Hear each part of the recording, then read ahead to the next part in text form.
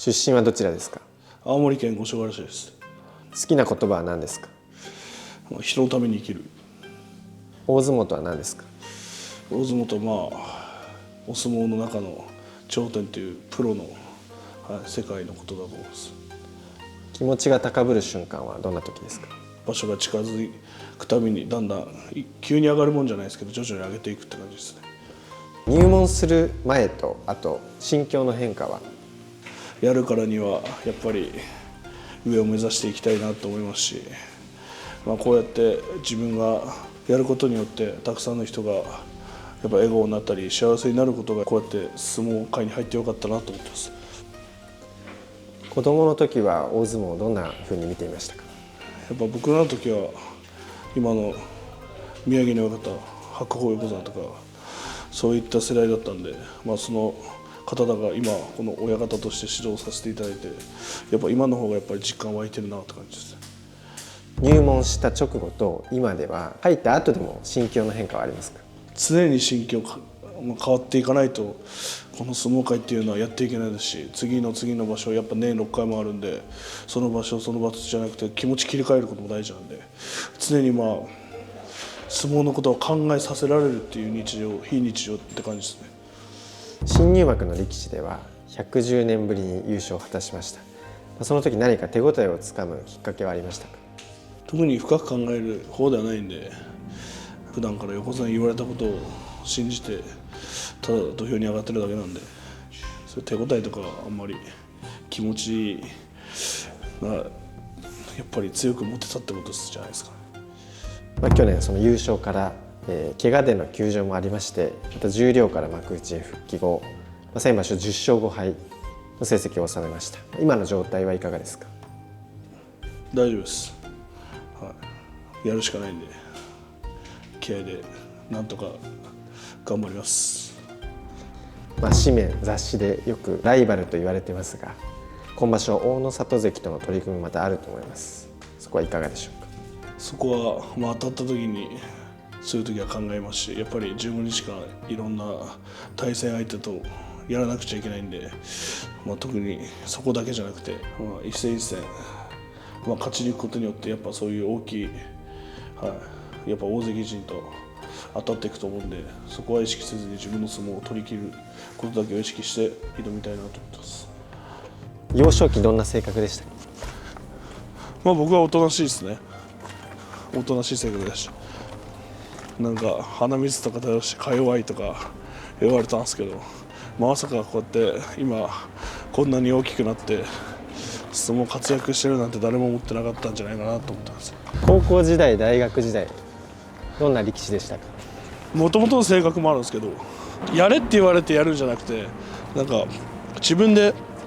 やらないといけないなっていう自覚してからやるタイプだったなと思います。当時を振り返ると今の自分から見て当時の自分に何て声をかけたいですか？いっぱい勉強しろって感じですね。その相撲だけじゃやっぱり社会に立った時ってやっていけないですし、相撲のこの寿命っていうのは短いもんなんで、やっぱこの相撲やめてからの方がそういうのもやっぱり理解しておかないと、やっぱそれは勉強でしかできないんで、もっといろんな勉強をしとけばよかったかなというのを思ってます。今部屋の同期としては川添さんがいると思うんですけど、相撲界全体で見ると同期はどなたが同期ですか？同級生で言ったら大関の豊昇龍関とか、同級生めっちゃいますよ。その同級生同士の関わり合いとかってありますか？フレンドリーでみんな仲良く話してます。川添さんとは？よくご飯行ったりサウナ行ったり、大人なことはまだガキっぽい感じの遊びとか方はしますよね。まだ結構筋肉質なタイプだというふうに勝手に見てるんですけど、そのトレーニングで気をつけてる部分とかあるんですか？そうですね、気をつけてることはないですけど、テレビに映るんでやっぱりある程度かっこよくないといけないなと思ってやりますよね。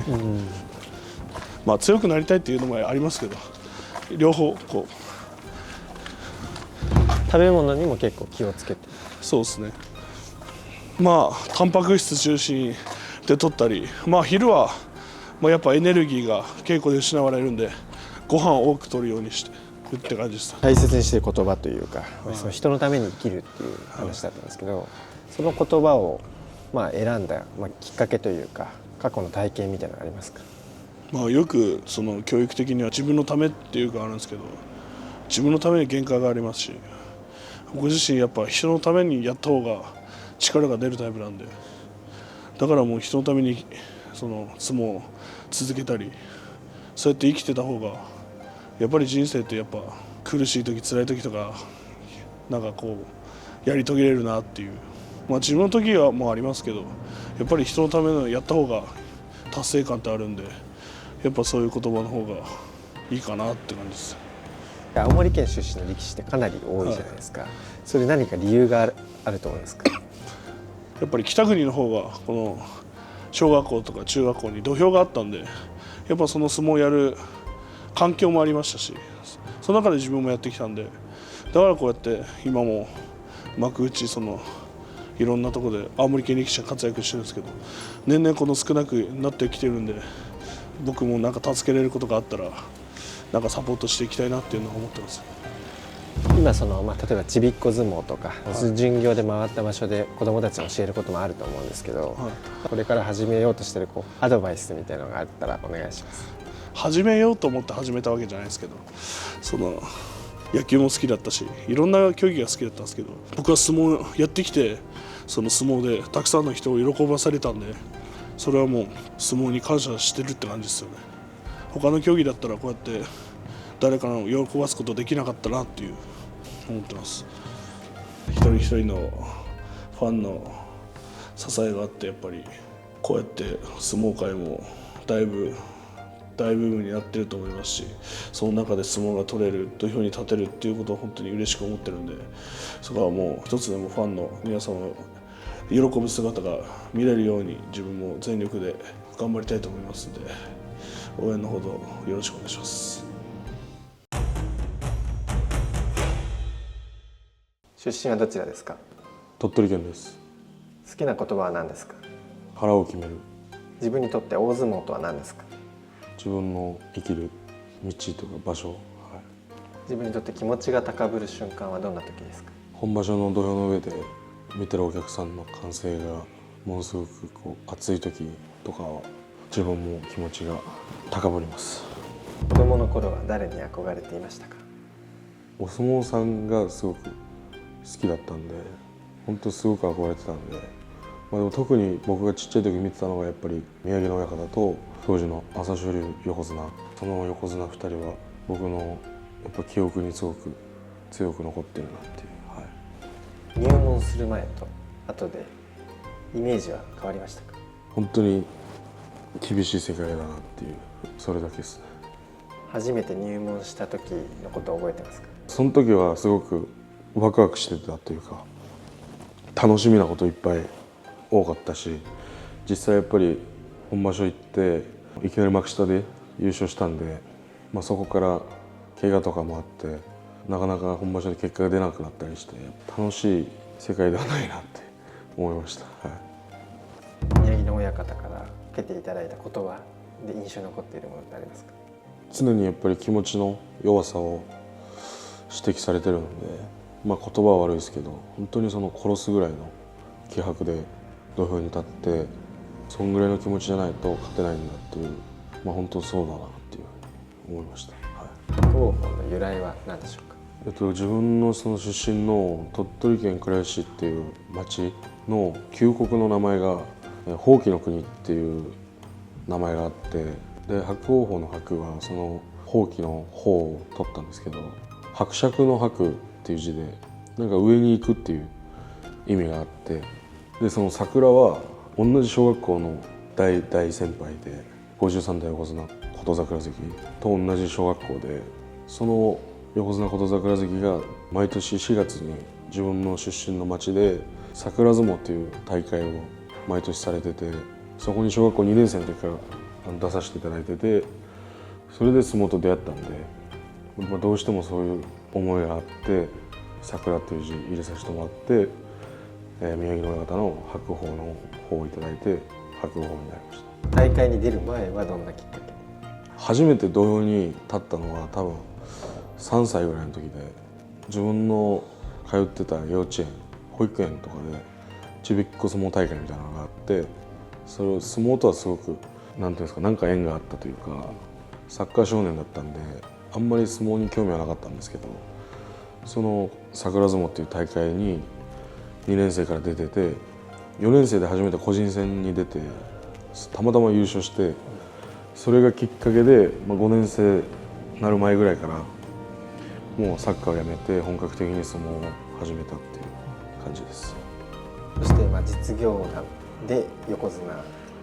にもなったわけなんですけれども、そのタイミングでですね、この大相撲へ進もうと思った、当時のお気持ちはどんな気持ちだったんでしょうか。その小学校5年生ぐらいの時に大相撲には行きたいって思ってはいたので、その実業団の時も大相撲に行くっていう気持ちはもう変わらなかったので、あんまりその実業団の時に大相撲行きたいとかっていうのはなくて、ずっとやっぱりそういう気持ちで相撲やってたんで、いよいよそういう時が近づいてきたなっていう、そういうワクワクしてるような気持ちだったかなと思います。2023年の7月場所以来の再入幕ということで、今のお気持ちはどんなお気持ちですか。そうですね、まず幕内に戻ってこれたっていうのは少し嬉しい気持ちもあるんですけど、やっぱりそれ以上幕内の中でやっぱりまださらに上の番付がたくさんあるので、そこを目指してしっかり頑張っていきたいなっていう思いもあるし、やっぱり今の伊勢ヶ濱部屋っていうのは横綱をはじめ幕内上位で活躍されてる関取たくさんいるんで、その先輩の関取方についていって越していきたいなっていう思いも強いです。幼少期はどんな性格でしたか。活発な、もう学校終わったら友達と遊びに行って走り回ってるようなわんぱくな少年だったと母から聞いております。学校とかクラスの中ではどういう存在だったんですか。クラスのみんなと結構誰とでも仲良かったかなっていうか、小学生ぐらいって結構男女みんな仲いいじゃないですか、そんな感じで男女関係なくみんなで遊んでたなっていう思い出があります。さっきの好きなことは腹を決めるっていう言葉だったんですけど、この言葉にした理由は何ですか。ずっと相撲を始めてから特に、親父によく言われるんですけど、場面場面でやっぱ腹を決めないといけないっていうか、覚悟を決めるみたいな感じだと思うんですけど、土俵に上がる時もそうだし、その時その時の自分の決断に腹を決めて過ごしていく。だからやっぱ人のせいにしちゃいけないし、もうこうするって決めたらそれをやり続けるっていう、それがすごく自分のできないところが弱さでもあるんで、親父にずっとそういう風に言われ続けてきてるんで、その言葉はすごく大事にしてます。おのずとやっぱ腹決めて前日からこういう風に明日やるんだっていう、その自分の持ってるものを必死に出すんだって決めて、腹決めて土俵に上がって吹っ切れて取り組めた一番とかってやっぱりいい相撲だったり、勝ったり負けても本当に次につながる相撲だったりするんですけど、腹を決めるってすごく大事なのかなと思います。